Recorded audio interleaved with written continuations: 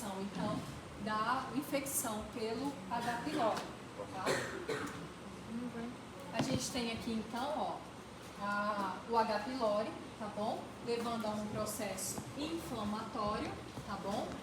Esse processo inflamatório crônico pode predispor à proliferação, então, das células B, levando a esse quadro específico de linfoma. A gente tem aqui, ó, aqui mostrando como complicação também da infecção do H. pylori, a úlcera do odenal, tá bom? Gastrite atrófica com úlcera gástrica e a questão do câncer também do estômago, tá? Então, o H. pylori é uma bactéria, tá bom? Que está correlacionada às principais patologias, então, do estômago, tá bom? E da úlcera do odenal, então, da doença ulcerosa e o processo inflamatório, a gastrite, e a formação de úlceras e de linfoma, tá bom? Vamos lá, caso clínico. Queixa principal: queimação no estômago há 4 meses. Paciente procurou o ambulatório por conta da dor em queimação. Descreve ser localizada na região epigástrica, com nível 6, sem irradiação para outras áreas. Nota-se a ausência de piora da dor com movimentação, porém destaca uma melhora significativa ao realizar a ingestão alimentar, mas volta após umas 3 horas. Tem sido uma presença constante na rotina da paciente, manifestando-se com frequência diária. Relatou que iniciou o tratamento por conta própria com omeprazol por 4 semanas, que amenizou a dor durante esse período, mas voltou ao fim do medicamento. Refere o aumento de peso de 4 quilos desde o início dos sintomas. Nega sintomas associados como sangramento ou melena. Nega também ser acordado pela dor quando está dormindo. Histórico familiar: pai e mãe diabéticos, o pai está fazendo o tratamento por H. pylori. Então, a gente tem aqui os sintomas relacionados à queixa principal da paciente, então, é uma dor no estômago, tá bom? Ela refere uma dor e pirose, tá? Então, dor epigástrica, intensidade 6, e a pirose, tá? Ali, ó. Aí fala que melhorou 3 horas depois. Cadê? Em cima, aí, finalzinho. Então, melhora com a alimentação e piora depois de cerca de 3 horas da alimentação. Melhorou também com o uso de inibidor de bomba de próprio. Tá bom? E o pai, informação importante, está fazendo tratamento para H. pylori. Então, dentro da mesma casa, provavelmente ela tenha também. Exame físico: bege orientado, hidratado, mucosa hipocorada, 2 cruzes em 4, nutrido, faces atípicas, cianótica, nictéria, condições de higiene adequadas, sem postura preferencial, pele sem alterações, cardiovascular. Depois vocês leiam, tá bom? Que é um exame físico até bonitinho para vocês fazerem lá no... Vou levar isso completo, cardiovascular, ele, ó, precórdio normodinâmico, ictus visível, palpável, polpas digitais, tá? Abdominal sem lesões, sem cicatrizes, ruídos aéreos presentes, trauma livre, indolor, ausência de visceromegalia, som timpânico à percussão, e neurológico sem anormalidades. Exames complementares: hemograma, hemácias 3,5 milhões, então ali, ó, tá o valor de referência, hemoglobina 11,8, hematócrito 38, volume globular médio 78, hemoglobina 25, CHCM ali 32 e RDW de 17. Cinética do ferro: ferro 25, ferritina 27, transferrina 402, vitamina B12 180. Endoscopia digestiva alta com pesquisa para H. pylori. Cortes histológicos evidenciaram fragmentos da mucosa gástrica antral e oxíntica apresentando epitélio alveolar com depleção dos depósitos de muco e atipias degenerativas moderadas. O córeo revela infiltrado inflamatório grânulo mononuclear discreto e moderado com presença de folículos linfóides reacionais, congestão e edema. pesquisa para H. pylori positiva, indicando a presença de um moderado número de bactérias. Conclusão, pangastrite crônica associada a H. pylori com atividade moderada, ausência de atrofia ou metaplasia intestinal.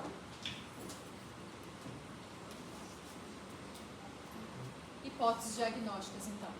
Gastrite crônica, tá bom? O que a gente tem aqui na endoscopia que vai falar pra gente a favor dessa endoscopia, dessa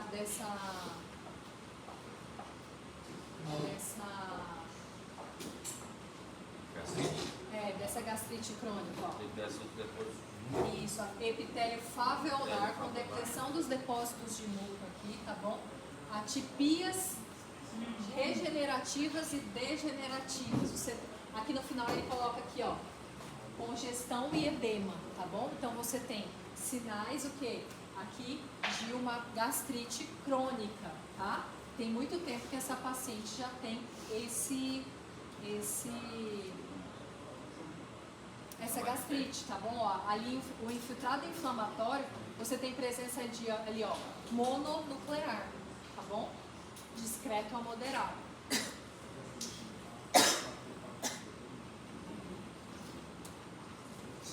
Além disso, o que a gente tem aqui em cima? Esqueci.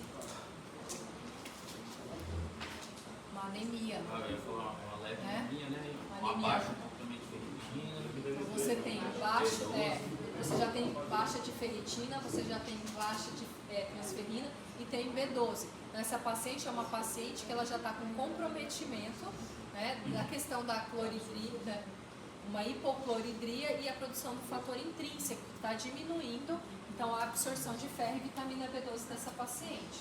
Tá?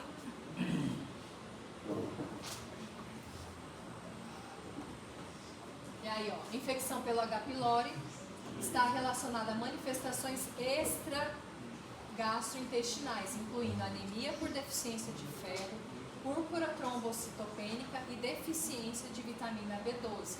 A anemia por deficiência de ferro, a gastrite associada a H. pylori pode diminuir a absorção de ferro devido à atrofia gástrica e hipocloridria. Em casos de PTI, a erradicação do H. pylori pode aumentar os níveis de plaquetas, sugerindo que mimetização molecular com anticorpos reativos cruzados. Então, provavelmente, a presença do H. pylori induz a produção de anticorpos contra o H. pylori, que tem semelhança com a superfície das plaquetas, tá bom? É isso que ele está falando aqui. E a deficiência de vitamina B12 resultante da gastrite atrófica, que envolve hipocloridria, má absorção de B12, com produção de anticorpos que reagem com a ATPase e HK parietal gástrico.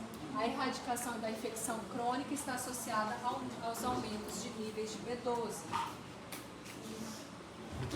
Achei interessante essa, né? Prova cumulativa.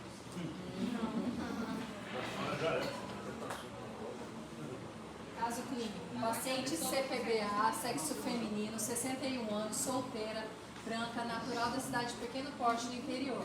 Procurou atendimento queixando de dor abdominal forte, acrescida de náuseas e vômitos com início súbito na madrugada. Foi admitida na sala de urgência no hospital de rede particular, com quadro de enjoo, leve torpor e sinal de Bloomberg. E aí? Nega alteração do sistema geniturinário, hiporexia, perda de peso, febre. Nega quadro semelhante anterior, cirurgias e alergias ou hemotransfusões, tabagismo e estilismo. Bloomberg é onde, gente? Qual que é esse sinal? Dor, descompressão. Aonde? Depende, se for no ponto de Blackburn. Pode ser. Não, quando a gente fala em Bloomberg, a gente fala em ponto específico, da mesma coisa de Murphy. Murphy é descompressão brusca no ponto cístico. Bloomberg é onde? Qualquer lugar do abdômen. Ninguém falou onde que é. Aí, se ele reagir. Tá certo, tá certo, tá certo. Eu tava testando a gente, né, senhora? Eu confundi, tá certo. Tá igual cuidados paliativos, hein? Ai, não, né? Paciente com história pregressa de gastrite nervosa, sim, em uso de bicarbonato de sódio há 20 anos. Possui como comorbidade hipertensão arterial sistêmica, hipotiroidismo, quadro de ansiedade generalizada e em tratamento. E aí? O que chama atenção? O uso de bicarbonato. Primeira coisa, idade. Tem 61 anos, né? Vamos lá. Os pontos importantes para a gente verificar. Ali a queixa principal dela, ali ó, dor abdominal, com náuseas e vômitos de início súbito, tá bom? Então ali ó, tem enjoo, tem torpor e sinal de Bloomberg. Então essa paciente é uma paciente que já está apresentando torpor, né? Então ela já está afetando o quadro. Você já tem uma alteração neurológica nessa paciente, tá bom?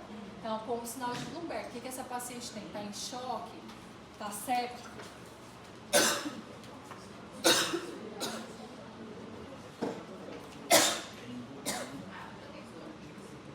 São coisas que a gente tem que pensar, tá? Gastrite nervosa e uso de bicarbonato crônico, então. E aí, hipótese diagnóstica? Provavelmente é uma úlcera perfurada, início súbito, né, de dor, e é uma paciente que está evoluindo então com torpor e um abdômen agudo, provavelmente. Professor, no caso, primeiro adquiriu a gastrite, aí devido aos medicamentos... Então, a gastrite leva a quadros o quê? De úlcera, doença ulcerosa, tá bom? Então ali, essa paciente, ela pode ter feito uma perfuração, tá? Ectoscopia, paciente regular estado geral, vigil, lúcido orientado ao tempo e espaço, sem agitação psicomotora, faces atípicas, hidratado, normocorada, cianótico, perfusão capilar periférica satisfatória, cardiovascular, frequência aumentada, PA 150%, abdômen globoso, peristalse preservada, massa 6 móvel, ausência de massa 6 móvel, eu ia falar massa 6 móvel. Ausência de piparote, presença de Bloomberg, espaço de trauma timpânico, dor à palpação profunda em região de hipogástrio, sem massas ou sinal de irritação peritoneal, ausência de circulação venosa e colateral na parede abdominal ou telangiectasias. Exames complementares, hemoglobina de 13, eritócitos 4,10 milhões, VCM 90, HCM 32, VCM, tá normal? Tá, né? 80-100. CHCM, leucograma, leucócito 5.700, plaquetas 271.000, amilase 43, bilirrubina aumentadas custas ali, ó, de indireta 4,8, PCR de 6, pré-creatinina normal, sódio normal, potássio normal, transaminases normais, substatadas heparina normal, gama-GT, protrombina tempo 14,5, atividade 84%, RNI normal, lipase também normal. Paciente transferida para centro cirúrgico. No hospital, os exames pré-operatórios de urgência foram realizados, ultrassom de abdômen e tomografia com presença de úlcera pré-pilórica perfurada em parede gástrica anterior, com presença de sangue e fezes na cavidade abdominal.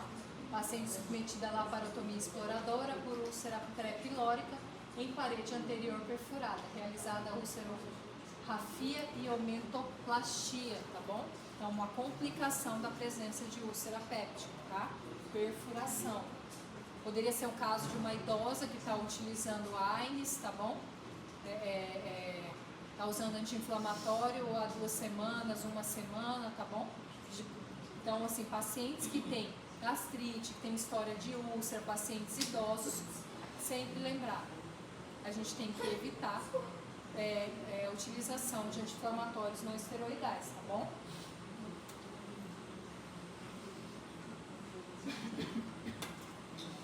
Intestino delgado e cólon. Então, intestino delgado e cólon, a gente vai ver agora as principais, né, patologias relacionadas a isso. Então, a gente vai ver obstrução intestinal, a doença de Crohn, retocolite ulcerativa, tá? Uma das patologias que são muito comuns em relação ao intestino é o quê? A obstrução intestinal, tá bom? Principalmente em pacientes que já receberam alguma intervenção a nível de abdômen, tá? uma cirurgia, pacientes que tiveram alguma neoplasia, pacientes que foram submetidos à cirurgia devido à perfuração por arma de fogo ou por arma branca, tá bom? Esses pacientes são pacientes que costumam, muitas vezes, evoluir com a presença principalmente de aderências, de obstrução por aderências, por essa manipulação das alças intestinais, tá? Então, assim, a gente tem ali, ó, a obstrução intestinal, ela pode ocorrer em qualquer nível do intestino, tá bom? Mas, geralmente, ela ocorre com maior frequência no intestino delgado, devido à questão mesmo da luz, tá bom? Então, você tem o quê? No intestino delgado, você tem aquele, ele é muito mais comprido, né? Em termos de extensão, ele é muito mais extenso, tá? E o intestino grosso, ele tem o quê? Ele é mais o quê? Dilatado, né? Ele tem uma menor extensão, né? Então, e ele não se dobra sobre si mesmo como o intestino delgado, tá bom? Então, hérnias, aderências intestinais, intuscepção e vôvulos, né, representam 80% dessas obstruções. E aqui a gente tem a foto mostrando como cada uma dessas ocorre. Então, você pode ter o quê? Herniações, né, hérnias em região umbilical, seja hérnias inguinais, que podem levar ou incisional, pacientes que foram submetidos, né, a grandes cirurgias. Você pode ter o quê? Uma herniação, tá bom? Dessa alça intestinal. Muitas vezes você pode ter uma herniação restrita à questão do aumento, tá bom? Mas que vai levar que pode levar a quadros obstrutivos. As aderências, então, que é colar uma alça na outra, tá bom? Pode levar a quadros obstrutivos. O vôvulo, que é a torção da alça intestinal, e a intuscepção, que é quando ela se invagina, uma alça se invagina dentro de si mesma, tá? Então, a gente tem esses aqui, são os principais tipos de obstruções que ocorrem no intestino, tá? Tumores, infarto também são causas de obstrução, né? Então, neoplasias, tumores benignos também podem levar a quadros obstrutivos e como consequência da diminuição da luz, estenose por doenças inflamatórias crônicas, como a doença de Crohn, tá? Quais são as manifestações? Em geral, são pacientes que vão apresentar o quê? Ele vai queixar para você, principalmente a questão da evacuação. Muitas vezes esses pacientes, né,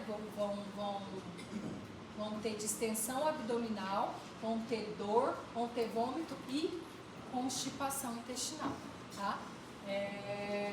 A dor é um sintoma muito importante desses pacientes, né? E o exame físico, o que você vai achar? Você vai ter uma dor à palpação, muitas vezes esse abdômen ele vai estar distendido, né? E hipertimpânico, tá? Então muitas vezes, um hipertimpanismo presente aí, devido ao quê?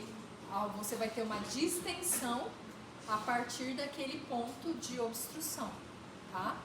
Os pacientes, muitas vezes, eles podem evoluir até mesmo com vômito fecaloide, tá bom? Então, como você tem um processo ali obstrutivo, o bolo fecal ou o alimento, ele não vai conseguir passar depois daquela região. Então, o paciente, quando você vê um paciente com vômito fecal, que o cheiro é incomparável, né? Vocês têm que pensar nesse processo obstrutivo, tá? Então, o que é a hérnia? A hérnia é uma fraqueza da musculatura, tá bom? Então, a gente tem, como eu falei para vocês, hérnias incisionais, hérnia umbilical, hérnias inguinais, hérnias femorais, e são o quê? Pontos de fraqueza em que pode ocorrer a precipitação. Então,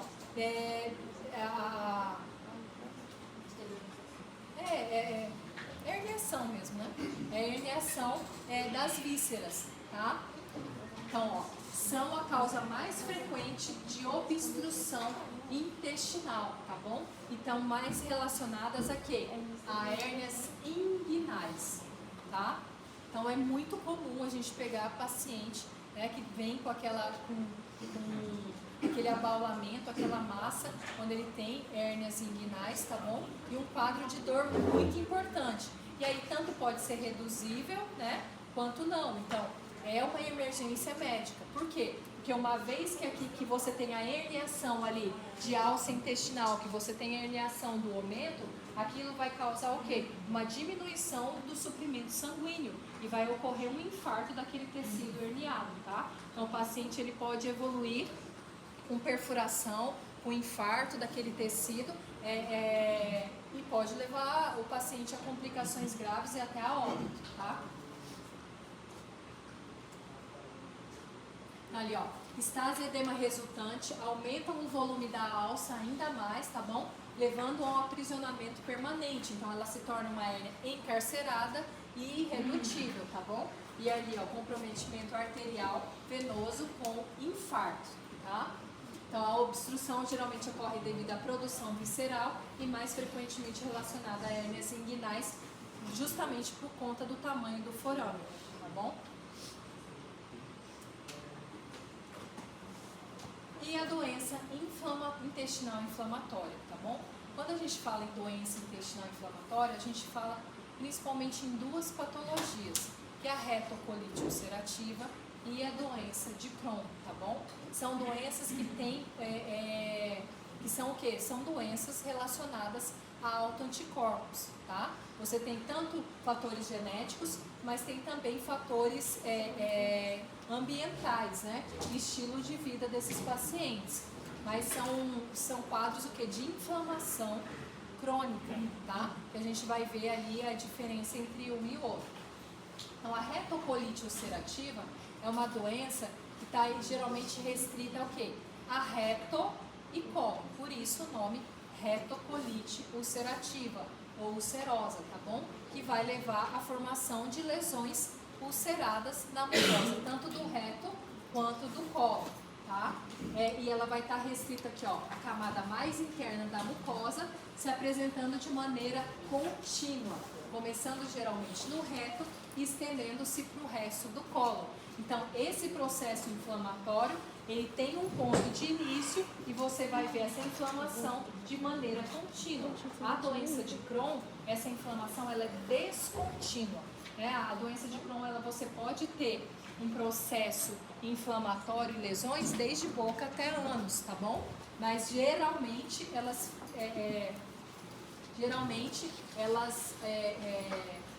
e de forma descontínua. Então você pode ter uma inflamação de boca, região de orofaringe e intestinal, tá bom? Então você não tem essa continuidade, tá? Os sintomas: diarreia com sangue e muco, boca, dor abdominal, cólicas, urgência para defecar, fadiga, perda de peso. As complicações: o paciente pode ter megacólon tóxico, tá bom? E perfuração de cólon devido a essas lesões ulceradas.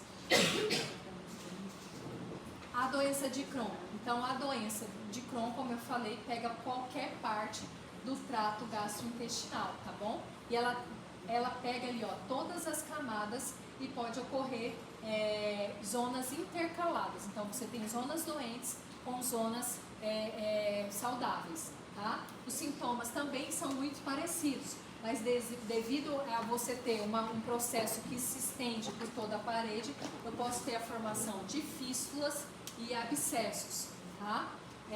Complicação: obstrução intestinal, formação de fístulas, abscessos intraabdominais e destruição, que aqui você tem uma síndrome desabsortiva que muitas vezes é mais grave do que na retocolite, tá? A distinção, então, vai se basear em quê? Ali, ó, na distribuição do local afetado e na expressão morfológica da doença. Então, colite, cólon e reto, tá bom? E restrita a mucosa e submucosa. Doença de Crohn, você pode ter todo o trato gastrointestinal, mas geralmente pegando mais a parte de ilho, tá bom? E você tem o quê? Zonas doentes intercaladas com zonas saudáveis, e você tem extensão até de toda a parede do intestino, tá? Aqui, ó, a foto para mostrar isso para vocês. Aqui, a retocolite, ó, Um processo inflamatório que geralmente se inicia no reto e contínuo até o colo, tá bom? E a doença de Crohn, você tem o quê? Você pode ter toda a restrição do trato gastrointestinal. Aqui mostrando então, ó, zonas boas com zonas saudáveis com zonas doentes, e isso vindo aqui, ó, ilho, intestino, e pode subir até para outras regiões do trato gastrointestinal. Aqui você tem uma inflamação aqui transmural, tá bom? Pegando toda a parede do intestino, tá?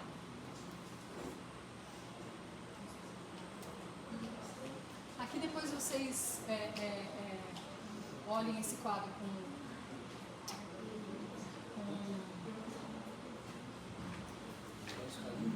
isso. Então aqui, ó, o que são as diferenças? Então aqui, ó, você tem região do intestino, ilho, cólon, na colite ulcerativa somente cólon. Distribuição, você tem zonas saudáveis com zonas doentes. E aqui você tem o que? Difuso, tá bom? Estenose como complicação, geralmente o que? Na doença de Crohn, por pegar toda a parede, tá bom? Assim como também vocês têm aqui, mas a questão das fístulas, tá bom? Então o que você tem? Você tem o ilho, eles estão ali, um grudadinho no outro. Né? Então você pode formar fístulas entre essas regiões. Tá? As úlceras são profundas, ó, e aqui são mais na retocolite, mais superficiais, tá bom?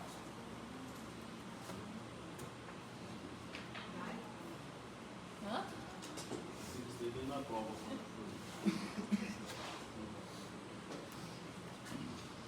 Então, a patogenia vai envolver então, alterações nas interações de hospedeiros com a microbiota intestinal, disfunção epitelial intestinal, resposta imunológica aberrante e composição alterada na microbiota intestinal, tá bom? A gente tem o fator genético que está relacionado, tá bom? A esse processo inflamatório. E você tem o que? A microbiota, os próximos slides vocês vão ver, estão intimamente relacionadas. Por quê? Porque a constituição dessas paredes, vocês sabem que o intestino é o nosso segundo cérebro, né? E existe já estudos correlacionando obesidade com a flora intestinal. Então, quando eles estudaram flora intestinal de pacientes magros com pacientes obesos, eles viram uma diferença significativa. Então, que hoje em dia se sabe que até mesmo essa microbiota influencia na questão da obesidade, tá? Então, aqui, ó, você tem as bactérias aqui do intestino, o tipo de bactéria, tá bom? E você tem aqui, ó, os componentes bacterianos dessas bactérias, induzindo uma resposta muitas vezes mais exacerbada, inflamatória mais exacerbada nesses pacientes, tá bom? Além disso aqui, ó, os defeitos de barreira, né? O paciente vai ter um defeito no epitélio ali do intestino que vai levar ao influxo ali, ó, desses componentes bacterianos com mais facilidade para as camadas mais inferiores, tá bom? Então, você tem isso, os componentes da bactéria, tá bom? Esse processo inflamatório e o defeito nessa camada epitelial que aumenta a quantidade, o aporte desses componentes bacterianos para essa parte basal, tá?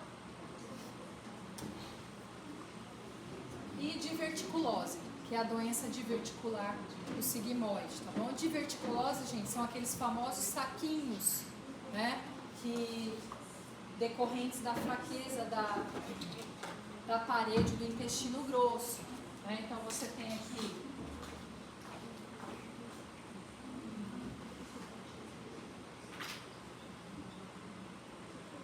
a formação então desses saquinhos ao longo daquela atênia, né, do intestino grosso, que nada mais são do que fraqueza na parede muscular que leva à formação desses sacos, tá bom? Isso aqui, a presença disso aqui são os divertículos. E aí você fala que a pessoa tem diverticulose, tá? Não.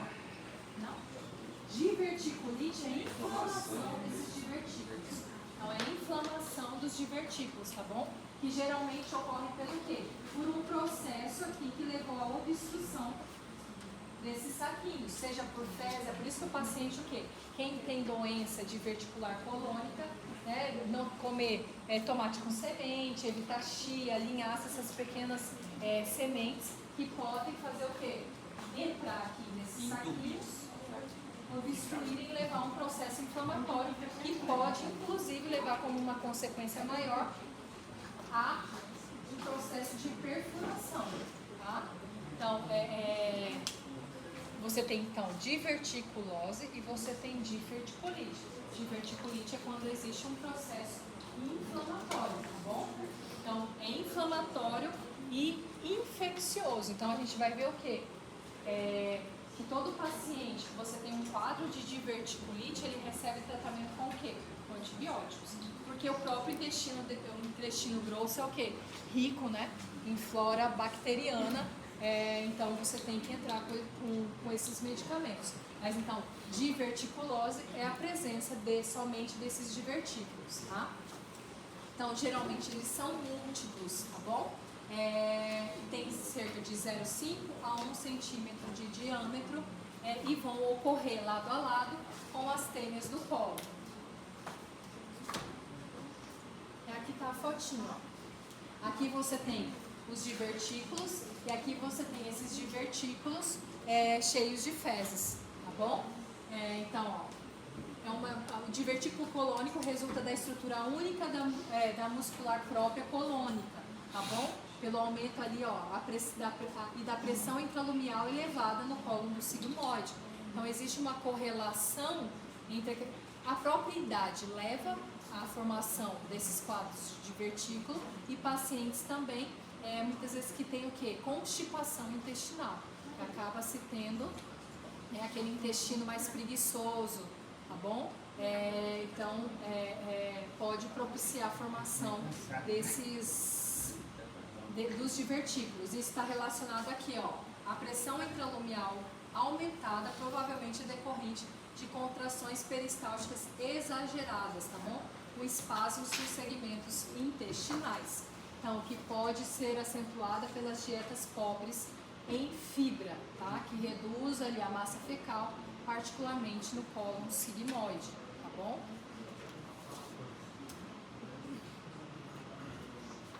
A maior parte dos pacientes são assintomáticos, tá bom?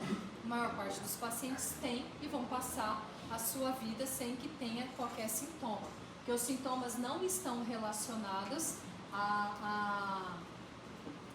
os sintomas geralmente aparecem num quadro que, quando ocorre diverticulite, inflamação, tá bom?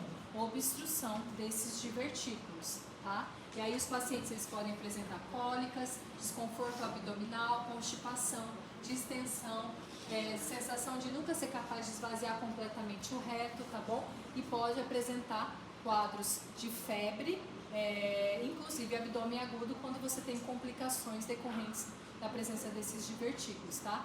Formação de abscessos, tá bom? Perfuração intestinal também pode ocorrer, tá?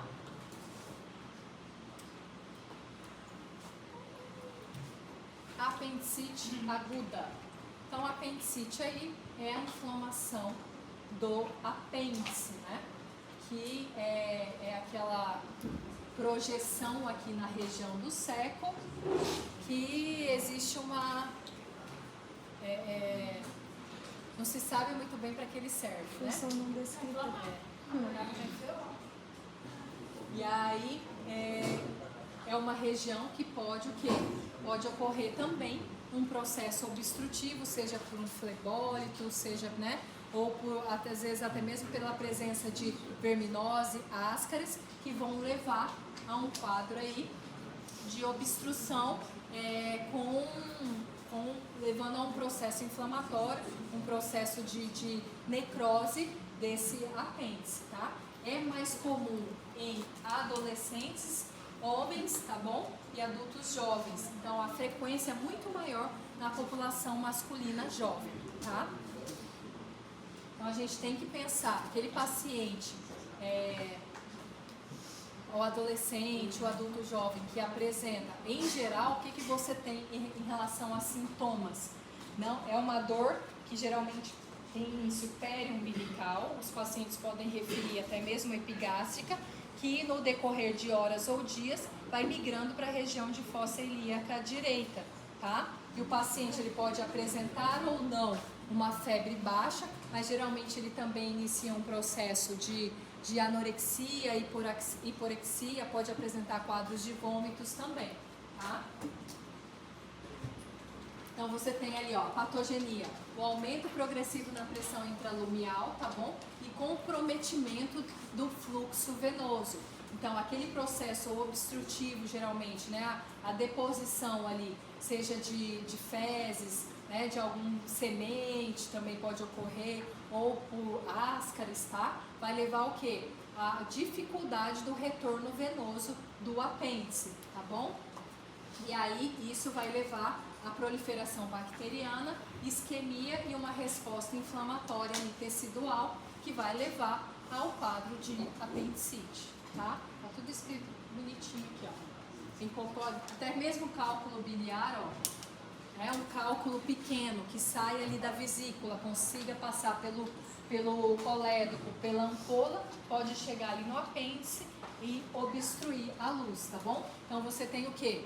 Você tem um processo obstrutivo que leva a uma dificuldade do retorno venoso, tá bom? Então daí você tem um processo inflamatório, um processo infeccioso, tá bom? Que vai levar a apendicite. Há algum relato da apêndice que ela dói no início e depois falam que para de doer, mas ela continua inflamada. Isso acontece? Nunca vi.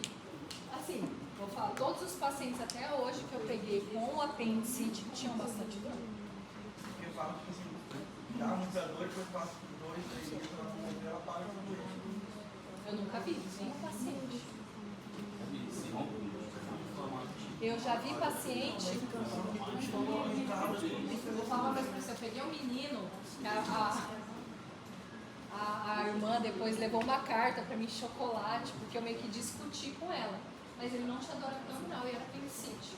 Só que ele tinha assim, ele chegou com uma febre, um mal-estar, um exame físico normal. Falo, por isso que é bom a gente sempre examinar e anotar, né? Porque eu falei, se desse algum BO nesse paciente, eu ia falar que eu fui negligente. Mas aí o que ele tinha? Ele tinha isso e ele estava bem. Uma leucocitose sem estourar. Ele não tinha dor abdominal. Eu examinei o paciente, ele não tinha nada que chamasse atenção, assim. Aí eu falei assim, ó, ele tem uma leucocitose bem importante, está segmentado, aumentado, mas eu não sei de onde é, porque ele não tem um exame físico que me mostre nada, ausculta pulmonar, tá? Falei, daí ela, você não vai passar antibiótico? Eu falei, não vou passar. Como que você não vai passar? Eu falei, não vou passar, eu não sei onde é a infecção, eu vou investigar onde é. Daí eu passei tomografia de tórax, passei tomografia de abdômen, que eu acho que ela não conseguiu fazer. Eu pedi um ultrassom, falei, você vai fazer isso aqui, vai repetir o exame. Se você não conseguir fazer hoje, amanhã vai repetir o hemograma, ele vai voltar comigo. E aí ele foi fazer o exame. Daí eu consegui fazer o ultrassom. Quando o médico passou, ele falou, está aqui, ó, é uma apendicite. Não tinha nem dor. Daí foi pro centro cirúrgico. Ela voltou comigo uma semana depois. Ai, doutora, graças a Deus você não passou antibiótico, porque o médico falou que ia camuflar. E qual que é a coisa que geralmente a gente passa? Amoxicilina com clavulanato. Daí você pega anaeróbio, daí você pega gram negativo, e aí você vai esfriar um pouco o processo desse paciente, mas você não vai curar, porque é arte cirúrgica. Entendeu? E aí, às vezes, ele já ia aparecer com a complicação. De supurar, de perfurar. No hospital, falei, chegou um menino, eu estava com muita dor e tinha parado. Aí quando ela entrou em consulta, ela saiu comigo para cirurgia para a apêndice. Mas aí do exame físico, né? Ele verificou já. Realmente, de vez em quando dá muita dor e depois a dor diminui. Eu nunca peguei. Geralmente os pacientes vêm com muita dor. Né? E apêndice, gente, é uma coisa assim, nem o exame de imagem descarta. Entendeu? Porque ele é difícil se ver. Por exemplo, não adianta. Eu não sei ver uma apendicite na tomografia. né? É difícil. Mas assim, se um paciente, por exemplo, vamos supor, eu já tive pacientes no hospital que tinha dor, tinha descompressão brusca, o exame de imagem não mostrava nada demais, foi para o centro cirúrgico, porque não deixam de operar. Se é um paciente adolescente, é um menino, é jovem, porque tem risco de ser, mesmo sem exames de imagem. E se for e não operar, então no mínimo é um paciente que tem que ficar ali em observação, entendeu? Porque você tem que, o quê? Muitas vezes quadros de linfadenite abdominal, né? Então um quadro de jeca, por exemplo, gastroenterite, uma infecção, seja por bactéria ou viral, pode levar o quê? A linfonodomegalia do intestino, tá? E aí dá dor também, dor pra caramba, tá? Então o paciente pode apresentar. Mas em geral, se você tem um paciente jovem, eu já vi paciente entrar no centro cirúrgico com exame normal e ser. Porque daí é histológico, muitas vezes você vai ver só quando você abre e vê aquele apêndice, ou até mesmo num exame de biópsia, tá? E como é um quadro que pode levar à morte... Professora, teve um caso aí no Maitá, né, acho que tem uns 2 anos, né, daquela moça que foi 3 vezes lá na UPA, e aí dor abdominal, aí ia e voltava, por encaminhar ela para Porto Velho, não deu mais tempo. Porque ele supura, perfura, né? E daí você fala o quê? De intestino, né? Então, assim, perfurou, cai na cavidade, a paciente entra em sepse muito rápido.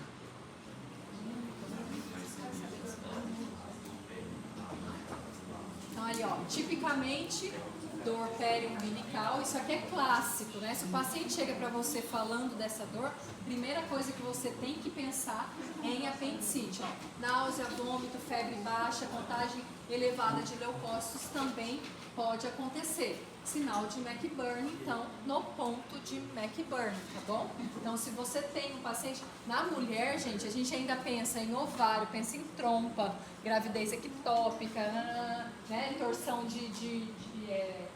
torção ovariana, de cisto, rompimento de cisto.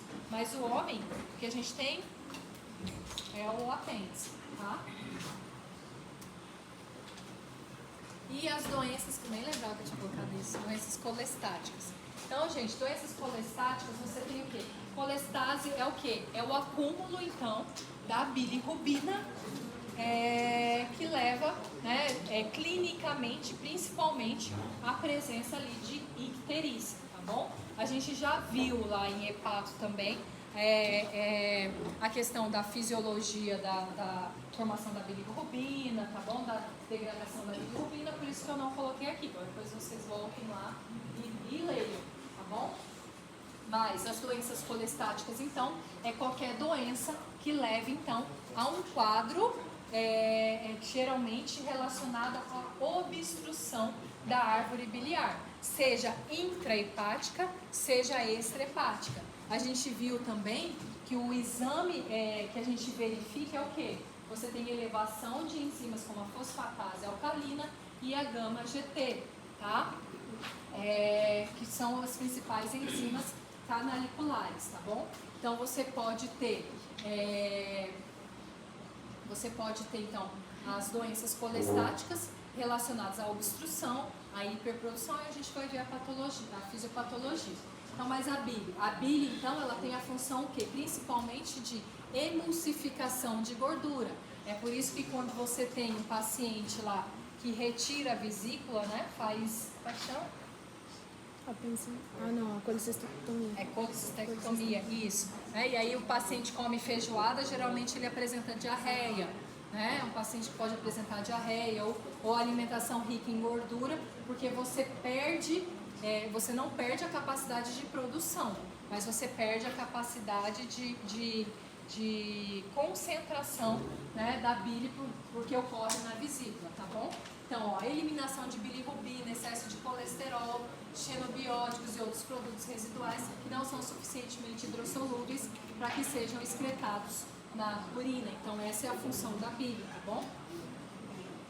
Aqui, de novo, aquela só da formação da bilirrubina, né, a partir da quebra lá da hemoglobina, com a formação da biliverdina, bilirrubina indireta, que não é hidrossolúvel, e vai ser conjugada nos hepatócitos para se tornar a bilirrubina direta e ser eliminada ali nas fezes, né? A gente também tem lá que parte pode ser eliminada também na urina, tá bom? Então a colestase você tem o quê? Defeitos na formação da bile e no fluxo biliar, originando acúmulo de pigmento biliar no parênquima hepático. Pode ser por obstrução, como eu falei, extrahepática ou intrahepática da árvore biliar, tá? Os pacientes apresentam geralmente icterícia. Quando essa icterícia ela é intensa, o acúmulo de bilirrubina ele é intenso, leva a quadros de prurido, tá bom? Os sintomas, que são aqueles acúmulos de moléculas de colesterol cutâneo, tá bom? Ou sintomas relacionados à má absorção intestinal, como eu falei, de diarreia, tá? Podendo levar a deficiências nutricionais das vitaminas lipossolúveis, que dependem então das gorduras, dessa quebra das gorduras para serem absorvidas, tá? E aqui, fosfatase alcalina e gama GT, tudo que eu falei está escrito aí. Então, em relação ali, ó, os aspectos morfológicos da colestase, vai depender então do grau, tá bom? Então, da severidade, da duração e da causa adjacente, tá bom? Então você tem, ó, uma característica comum tanto na obstrutiva quanto não obstrutiva, é o acúmulo de pigmento biliar no parênquima hepático. Então esse excesso de bilirrubina, né, esse excesso de produtos da bile que estão sendo produzidos, eles vai ocasionar um acúmulo dentro dos hepatócitos, levando inclusive à morte celular. Então não é incomum que você tenha pacientes com doenças colestáticas que vão alterar também o quê? Transaminases, tá bom? E uma vez que não seja resolvido esse processo colestático, principalmente o mais comum é que seja obstrutivo, você pode levar o paciente tanto a uma insuficiência hepática quanto a quadros de pancreatite aguda, tá bom? Por refluxo, tá?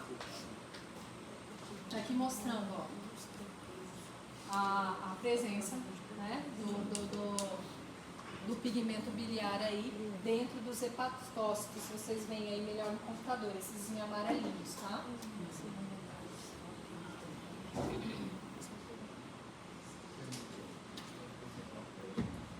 Então, uma das causas mais comuns de obstrução da árvore biliar é a presença de colelitíase, tá bom? Então, essas pedras, dependendo do tamanho ali desse cálculo biliar, ele pode sair da vesícula e obstruir ali como é que chama? O colédoco, que é o que forma, né? Com o colédoco. Então, a partir daquele ponto do colédoco, você não vai ter mais, né, a eliminação da bile e dos produtos que estão sendo produzidos para chegar até o intestino. Então vai refluir, né, por toda a árvore, tá? E ali, ó. Então, a colelitíase seguido de malignidade da árvore biliar, então, né, neoplasias da árvore biliar, da cabeça do pâncreas e também a gente pode ter o que? Tumor de papila, tá? Então, um tumor de papila ali que pode crescer e procedimentos cirúrgicos prévios que levam à estenose, tá bom? Ali a gente tem aqui, ó, vesícula. Daí, gente, eu não coloquei todos não, porque daí, se vocês pegarem o Robbins, eles vão falar de todas essas patologias que causam obstrução. Então, tumor de papila, os tumores de árvore biliar, tá bom? Daí vai falar de doenças, de doenças autoimunes, tá bom? Aqui eu trouxe para vocês mesmo mais a questão da doença colestática, tá bom? A fisiopatologia de doença colestática. Eu não vou entrar em todas essas doenças, tá bom? Ano que vem nem vocês vão entrar em todas. Vocês vão entrar provavelmente na cirurgia nos principais, tá? Então, a vesícula biliar. Então, a vesícula biliar, então, ela é um órgão que é responsável pela concentração da bile, tá? Você tem cerca de 1 litro de bile sendo produzida pelo fígado por dia, mas você tem só 50 ml ali dentro da vesícula, tá? E o que ela faz? Ela concentra essa bile, tá bom? E é liberada a partir do momento que você se alimenta, com a chegada de moléculas de gordura ali, você tem que a contração e a liberação desse conteúdo biliar, tá? Não é um órgão essencial, por quê? Porque se você retirar a vesícula, você não vai deixar de produzir bile e você não vai deixar de ter a questão do processo de digestão, tá bom? Mas muitas vezes isso vai desencadear quadros assim, de diarreia, quando você tiver uma alimentação rica em gordura, tá? Mais de 95% das doenças do trato biliar são atribuídos à colelitíase. É a patologia mais comum e a gente viu também que a colelitíase é a causa mais comum de obstrução de doença colestática, tá? Então aqui a gente tem dois tipos de cálculos, os cálculos de colesterol e os cálculos pigmentados. Então aqui você tem o cálculo à base de colesterol, que são os cálculos mais abundantes e amarelinhos, e aqui você tem os cálculos que podem ser negros ou marrons, que geralmente estão relacionados também à colonização bacteriana. Mais uma vez aqui, tá bom? Tá. Então ali, ó, o que são os cálculos de colesterol? Então, os cálculos de colesterol são os mais comuns e são produzidos a partir de uma quantidade excessiva de colesterol, tá bom? Assim como ali nos cálculos renais, você tem o quê? Você tem um excesso que leva à formação, a cristalização, tá bom? E a formação desses cálculos. Então, ó, o colesterol, a quantidade de colesterol supera a capacidade de dissolução da bile com a formação desses cristais que começam então a se depositar e aumentar o tamanho do cálculo, tá bom? Então você tem sobressaturação de colesterol na bilis, você também pode ter o quê? Desencadeado por uma hipomotilidade vesicular, então é uma vesícula, vocês já devem ter ouvido falar, de vesícula preguiçosa. Já ouviram falar? Ah, tem vesícula preguiçosa. É isso aqui, é hipomotilidade vesicular. Então, isso pode levar ali, ó, a um processo mais lento de esvaziamento, propiciando a formação desses cristais, tá bom? Nucleação acelerada, que leva a um processo de formação rápida desses cristais de colesterol a partir de uma bile sobresaturada, tá bom? Aqui, ó, certos fatores podem promover a nucleação rápida, aumento nas proteínas mucinas e do cálcio na formação desses cristais e hipersecreção de muco da vesícula biliar também. Então, isso aqui é o que a gente tem na fisiopatologia, na patogenia da formação dos cálculos de colesterol, tá bom? E os pigmentares ali, ó. Os pigmentares, então, você tem uma mistura complexa de sais insolúveis, tá bom? Você tem aqui, ó, distúrbios que são associados a níveis elevados de bilirrubina não conjugada na bile, tá? Anemias hemolíticas crônicas, disfunção ileal severa, derivação e contaminação bacteriana da árvore biliar, tá bom? Então, você tem um processo a partir de quê? De bilirrubina indireta, tá bom? Um excesso de bilirrubina indireta. E bilirrubina indireta vem de onde? Do baço. Indireta do Da baço. quebra da hemoglobina, né? Então, se você tiver uma patologia, que, ó, como uma anemia hemolítica, que você tem quebra excessiva, né? Degradação excessiva dessas hemácias, vai aumentar a quantidade de bilirrubina indireta. Mas a gente viu lá também, na hepato, que a gente tem doenças que levam à não conjugação da bilirrubina no hepatócito, tá bom? Que podem levar também ao aumento dessa concentração de bilirrubina indireta. E aqui, ó, a contaminação bacteriana da árvore biliar, tá? Então, os cálculos pigmentados, a gente tem que lembrar de excesso de bilirrubina indireta e a gente tem que lembrar de infecção da árvore biliar, tá? A bilirrubina não conjugada normalmente é um componente menor da bile, tá bom? Porém, aumenta quando a infecção do trato biliar e provoca liberação de beta-glucorinodases microbianas que hidrolisam glicoranídeos em bilirrubina, tá? Infecção do trato biliar por E. coli, Ascaris, tremátodo, né, pode propiciar a formação desses cálculos. Tá bom? Eles podem ser negros e podem ser marrons, tá bom? Então ali, ó, os negros, você tem excesso de bilirrubina não conjugada, tá? Os pigmentares marrons geralmente estão relacionados à infecção, tá? 70 a 80% dos pacientes que têm colelitíase permanecem assintomáticos, tá bom? Na maior parte dos pacientes, às vezes é um achado. É aquele paciente que vai fazer um exame de rotina, faz um ultrassom e tem aquele cálculo, tá bom? Todos os pacientes que têm cálculo precisam operar? Não, tá bom? Mas se eles começam a apresentar crises de dor, né? E aí esse paciente é um paciente que é candidato a fazer a cirurgia, porque em algum momento esse paciente pode evoluir para uma colecistite, tá? Então, cólica biliar é o sintoma mais comum, tá bom? O paciente tem dor intensa em fossa ilíaca direita, tá? Então, pode irradiar inclusive o ombro direito. Colecistite aguda é uma complicação, então aquele cálculo ele pode obstruir ali e pode levar a uma inflamação, né, da vesícula, um processo inflamatório e sobrepõe inclusive a um processo infeccioso, tá bom? Uma coledocolitíase, o que é? Esse cálculo ele consegue passar pela vesícula, mas ele impacta no colédoco, tá? Uma colangite, que é uma infecção aqui, ó, de todo o sistema biliar, que são quadros graves, né, que o paciente pode evoluir com quadros graves, inclusive colangite é uma causa de sepse, choque séptico, tá bom?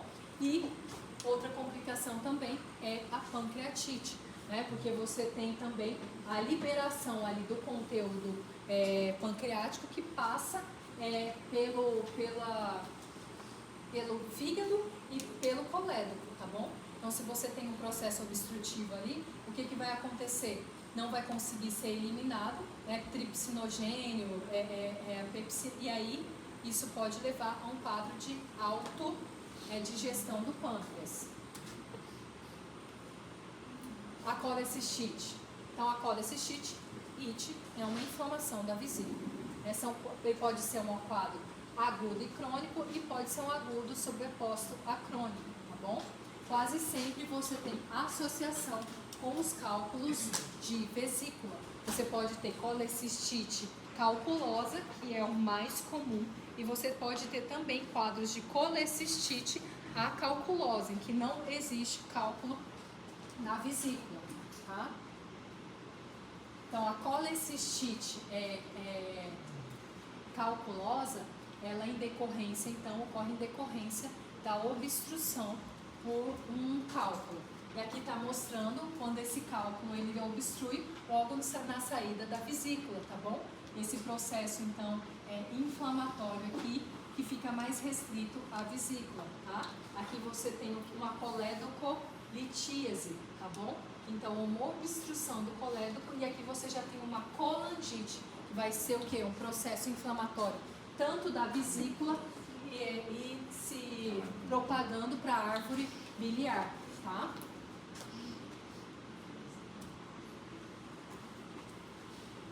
Então, você tem ali, ó, a patogenia.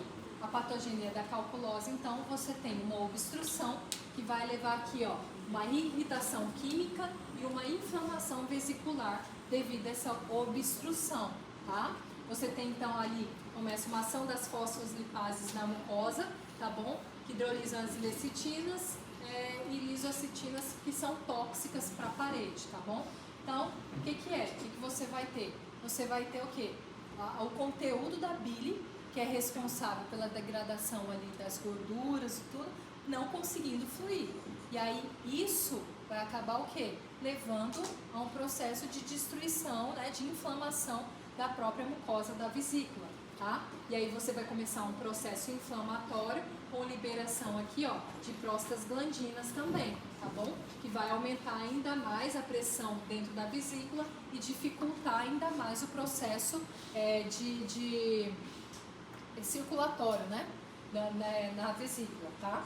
Então, esses eventos, eles ocorrem na ausência de infecção bacteriana, tá bom? E a infecção bacteriana, então aqui não é a infecção bacteriana que é causa da colecistite, tá bom? Mas se esse processo aqui de inflamatório pode levar a uma translocação e um processo posterior de colonização bacteriana, tá bom? Colecistite calculosa é frequente em pacientes diabéticos que possuem cálculos biliares assintomáticos. O diabético é um paciente inflamado, né? E a calculose. Então, a calculose, ela acontece, gente, quando você não tem o cálculo, tá bom? E geralmente está relacionado ao quê? À circulação, tá bom? A um déficit circulatório. Ela pode ocorrer também, gente, como secundário a processos infecciosos, tá bom? Então, assim, não é incomum você ter um paciente com dengue, um paciente com malária, um paciente que apresenta toxoplasmose, um paciente que esteja em sepse, fazer uma tomografia, fazer um ultrassom e você ter um espessamento da parede da vesícula, tá? Então, esse é um paciente, então você tem o quê? Uma colecistite reacional, tá bom? Que não necessariamente você precisa fazer antibiótico ou precisa retirar a vesícula, tá? Então, pode ser um processo reacional a um outro processo inflamatório que está ocorrendo, seja viral ou infeccioso, tá bom? Então, ó, os fatores que contribuem para a inflamação e edema da parede é o comprometimento do fluxo sanguíneo, estase vesicular e acúmulo de microcristais de colesterol, tá? Muito comum, ó, pacientes que são hospitalizados, tá bom? Ó, pacientes com sepse, hipotensão, pacientes com falência múltipla de sistemas orgânicos, imunossupressão, trauma de grande porte, queimaduras, diabetes mellitus e infecção, tá bom?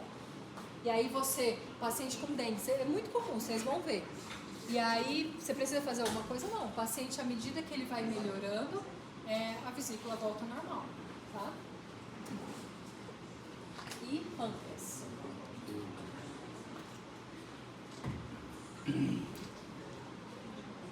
Umas ideias, dá, né? Só falta pâncreas, né? Aí depois a gente, semana que vem, vai fazer trabalho nos casos clínicos para revisar aí, tá bom? Então, pâncreas, gente, ele é um órgão tanto exócrino quanto endócrino, né? Ele tem a parte endócrina, vocês viram principalmente na questão lá da fisiopatologia É diabetes. Da diabetes, tá? Aqui a gente vai focar mais na questão do pâncreas exócrino. Então, ele é um órgão ali acessório na questão da digestão, pela produção de diversas enzimas digestivas, tá? E ele possui, então, um corpo, uma cabeça, corpo e uma cauda, tá? E a gente tem aqui, ó, o ducto pancreático, tá bom? E você vê aqui se juntando com o ducto biliar para a escoagem aí para secreção dessas enzimas pancreáticas, tá? Então aqui desembocando nessa primeira porção do intestino, tá bom? E a gente tem células alfa, células beta e os ácidos que são responsáveis aí pela produção tanto dos hormônios quanto dessas enzimas digestivas, tá bom? Então é um órgão retroperitoneal, tá? Você tem ali, ó, é inervado pelo plexo vago, plexo celíaco, plexo mesentérico superior, função de digestão, na liberação de peptidases, lipases, nucleases e amilases.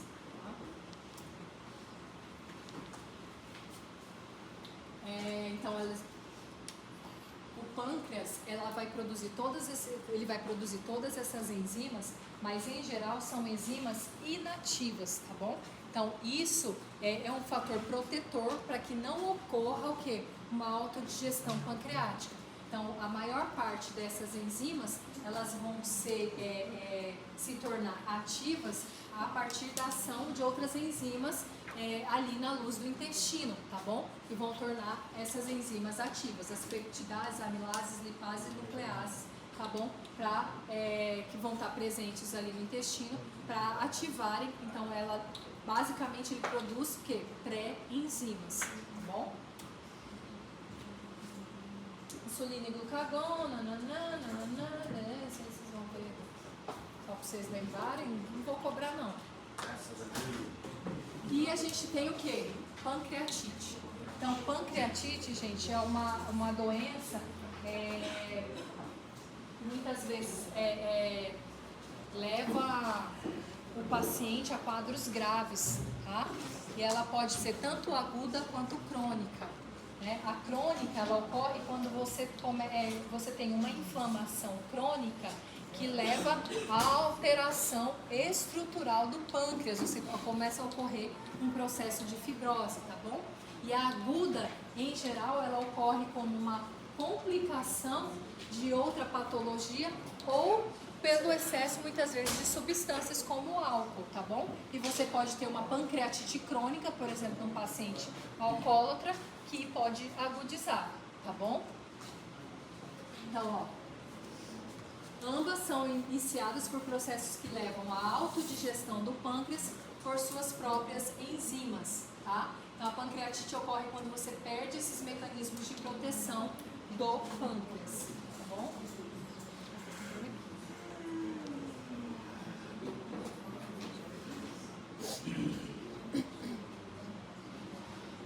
Então, aqui está repetindo o que eu falei. Então, assim, o pâncreas produz pré-enzimas, tá bom? Que vão ser ativadas ali no intestino, geralmente pela presença aqui, ó, de tripsina e outras enzimas na luz do intestino, tá? Então, quando você perde, isso é um mecanismo de defesa. Se você tem algum fator que leve à perda dessa defesa, você pode levar um quadro de pancreatite. Então, a pancreatite aguda ali, você tem uma lesão reversível do parênquima hepático associada à inflamação, tá bom? Aqui é a foto de um pâncreas, né, inflamado, até mesmo com necrose aqui na região da cabeça, tá? E qual que é a etiologia relacionada à pancreatite aguda? Que é muito comum, cálculos biliares, então um cálculo coledocolitíase, tá bom? Um cálculo biliar ali que obstrua o colédoco e aí você tem o quê? Como eu expliquei para vocês, um refluxo desse conteúdo, tá? Porque a gente viu ali a junção do ducto pancreático com o ducto ali que vem do fígado para formar o colédoco e desembocar ali na primeira porção do duodeno. Então, ó, pedras ao bloquearem o ducto pancreático ou ducto biliar comum impedem o fluxo adequado das enzimas, levando à sua ativação dentro do pâncreas, tá bom? Consumo excessivo de álcool causa inflamação, tá bom? Outras causas: hipertrigliceridemia, tá bom? Pacientes que têm níveis elevados, e aqui a gente fala em triglicerídeos acima de 1.000, 2.000, 3.000, 4.000, tá? A gente pega pacientes assim que podem levar a quadros de pancreatite, trauma abdominal, infecções, medicamentos, intervenções cirúrgicas aqui, principalmente da árvore biliar, e fatores genéticos e doenças hereditárias.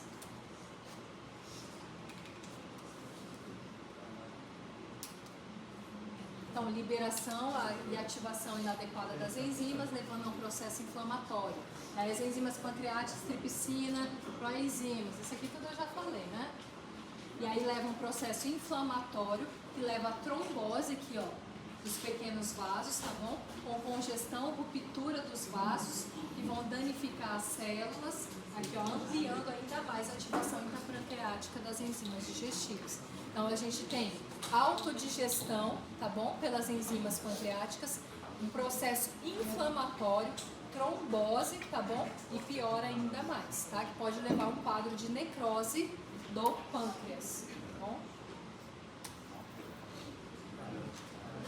Aqui, ó. Fatores causais. Dano em células sinares pancreáticas, ativam, né? Tripsina ativada, ativação de elastase leva a dano vascular. Ativação da quimiotripsina, edema vascular edema e dano vascular. Ativação da calicreína, edema e inflamação. Da fosfolipase A2, necrose de coagulação. E da lipase, necrose adiposa. Segunda chamada. Segunda chamada. Não, é porque a segunda turma lá, a outra turma, teve uma prova de segunda chamada que eu coloquei o fluxograma. Toda vez que eu abro o fluxograma, eu falo, sai. Ninguém mais tempo pra estudar, né? Mais trabalho para a senhora. Vocês podem ir, A senhora uai. fica nervosa, né? Pode fazer a segunda chamada. Mais trabalho para a senhora. Mais tempo para estudar. Todo mundo veio, as meninas ficaram, olha, que ela ia fazer segunda chamada. Pelo amor de Deus. Pelo amor de Deus. É uma grávida que vai fazer segunda chamada. Ela vai fazer trabalho. E ela disse que eu tava atrasada. Professora, quando tá grávida, você tem Não, dó? deixa eu explicar o que eu fiz na segunda chamada. Eu coloquei verdadeiro ou falso para justificar todas as falsas. Tranquilo, né? Legal, né? Você sabe que é falso, se tiver na dúvida, qual que é verdadeiro? Aí você não tem que justificar. E erra. Aí o bom é que ela bota todas falsas. Mas a chance você não sabe justificar. Exatamente, cara. Todas estão falsas. Me justifique porque todas. Simples assim. Sem questões. Então aqui, ó, obstrução do ducto, colelitíase, obstrução ocular, alcoolismo crônico, concentrações ductais, edema. Isso aqui é outro fluxograma, tá bom? Então isso aqui, a pancreatite quando ocorre por obstrução do ducto, tá bom? A lesão das células sinares pode iniciar pelo uso de álcool, fármacos, trauma, isquemia, vírus, hipercalcemia. Vai levar também à destruição aqui, né, e ativação das enzimas. E um transporte intracelular deficiente. Então, a pancreatite pode começar por um processo obstrutivo, por um processo de agressão das células acinares do pâncreas e pode começar por um transporte intracelular deficiente, tá bom? O que a gente tem aqui, ó, principalmente o álcool. Então, o álcool pode induzir tanto a lesão de células acinares, tá bom? Quanto a questão aqui não sei porquê. Procurar, eu não lembro de ter lido isso no Do que, professor? porque aqui, ó, obstrução do ducto, aqui, ó, alcoolismo crônico. Eu não lembro de ter lido isso no Robbins. O porquê? Depois eu vou procurar. Mas aqui, tá? Então pode levar a um defeito aqui no transporte intracelular, porque as enzimas são produzidas intracelularmente, tá bom? E transportadas ali pro ducto pancreático, tá bom? Então você tem, ó, liberação de proenzimas em compartimento lisossômico e ativação intracelular das enzimas. Tudo isso vai ativar as enzimas, levando a um quadro de pancreatite. Então você tem enzimas ativadas, processo inflamatório, proteólise, necrose e lesão de vasos e hemorragia, tá bom? Aqui, não, aqui tá lá no Robin, gente, mostrando pra Quarta-feira é vocês. positivo. É. Você tá pra nós não, senhor. É positivo.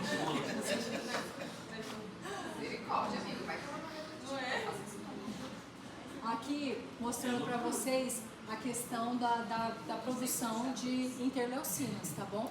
Que ocorre nesse processo inflamatório do pâncreas. O que a gente tem? Principalmente aqui, ó, sempre ele, fator de necrose tumoral, IL-6, tá bom? Sempre presentes aqui na produção. E aí você tem o que, ó? A pancreatite, gente, aqui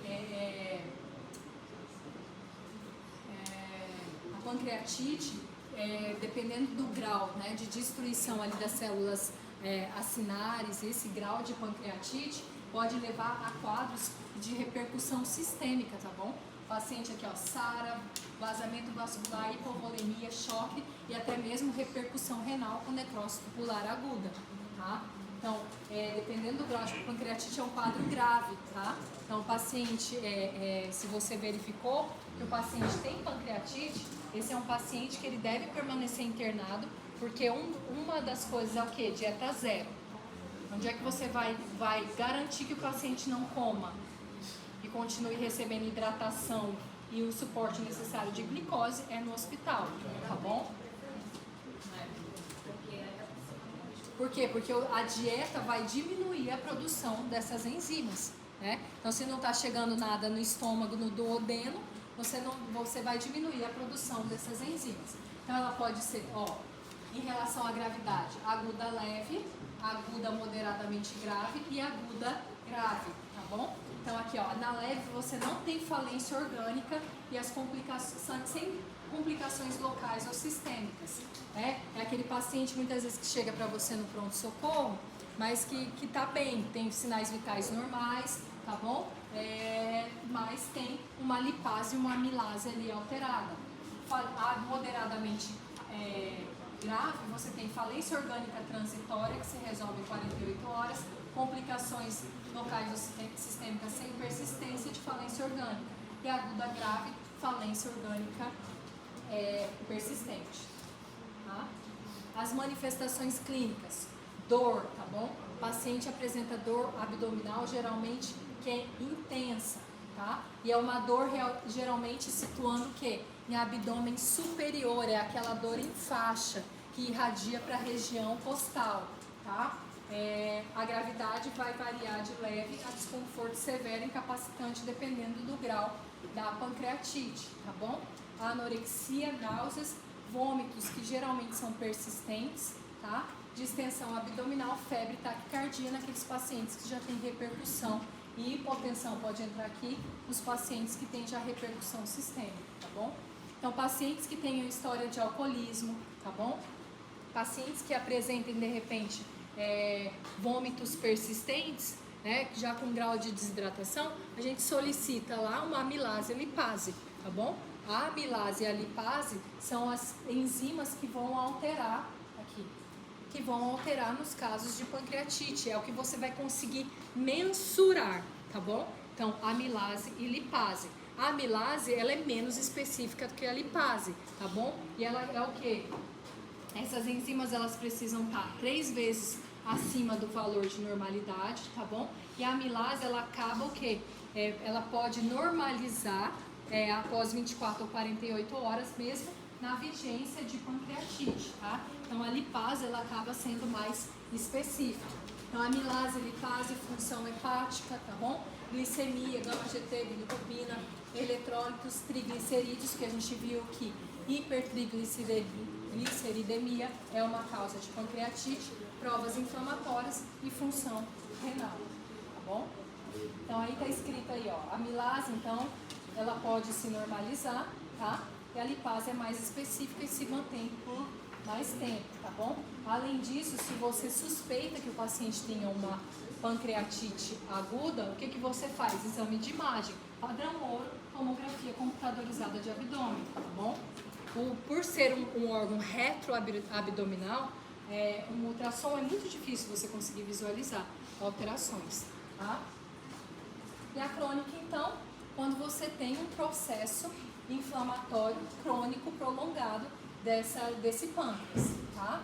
Porque, você tem uma destruição irreversível do parênquima mesóquimo. Por quê? Porque ocorre fibrose nos estágios mais avançados. Então, ele perde a arquitetura normal, as células funcionais, tá bom? Você tem o quê? Uma incidência baixa, tá bom? E está relacionado muito o quê? Ao abuso de álcool, tá bom? Obstrução prolongada também por cálculos, ou neoplasia, lesão autoimune ou pancreatite hereditária. Mas muitas vezes esses pacientes acabam entrando em quadros de agudização, né? E aí é quando muitas vezes se faz esse diagnóstico, que é um diagnóstico difícil de ser feito. Então, ali, episódios repetidos de pancreatite aguda, tá bom? Fibrose, isso que eu falei. Que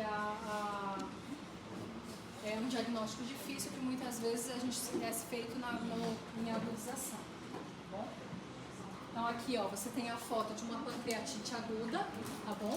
Que você tem a lesão das células acinares, tá bom? E quando você tem a resolução, você volta ali à normalidade. Na crônica, você tem um processo de inflamação que leva à fibrose e à perda estrutural desses ácidos, tá bom? Acabou!